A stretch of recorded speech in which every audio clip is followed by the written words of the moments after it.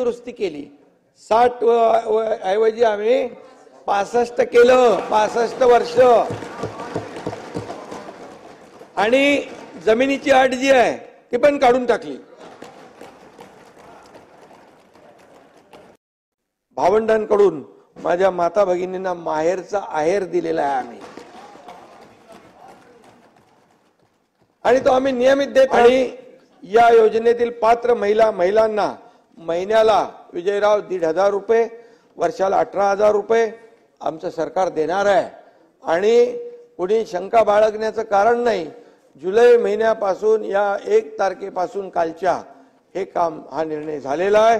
46,000 कोटी रुपये या राज्यातल्या माता भगिनींना देण्याचं काम सरकार करणार. आज मी आपल्याला एवढंच सांगतो की राज्यातल्या महिलांना देखील मी आश्वस्त करू इच्छितो की तुम्हाला या योजनेमध्ये कुठेही अडचण येणार नाही, येऊ दिली जाणार नाही. कुणी विचार करण्याची आवश्यकता नाही की 15 दिवसात नाही भरलं तर योजना गेली. काळजी करू नका. आणि त्याच्यामध्ये एकच सांगेन, काही लोकांना वाटतं 15 दिवसात हे फॉर्म भरा आणि पुढे काय होणार, तर त्याच्यामध्ये मी खुलासा करू इच्छितो. जो आपल्याकडे जुना डेटाबेस आहे त्याची सगळी माहिती घेऊन आपण त्याच्यावरती ज्यांचं आहे, जे BPL खाली आहेत 2.5 लाखापेक्षा ज्यांचं उत्पन्न कमी आहे त्यांचा आपण तात्काळ त्यांचा DBT त्यांच्या खात्यात जमा करू. त्यांचा समजा जुलै महिन्याच्या एंडला आलं, ऑगस्ट महिन्यात त्यांची प्रोसेस कंप्लीट झाली तर जुलै आणि ऑगस्टचे 2 महिन्याचे पैसे मिळतील.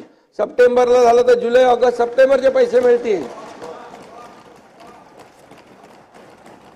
हे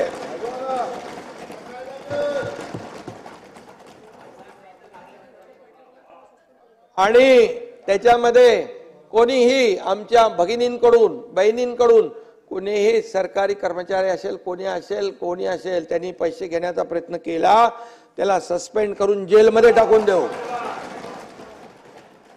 त्या माझ्या माता भगिनींना मी अगदी जाहीरपणे सांगतोय, कुणालाही 1 रुपया द्यायचा नाही.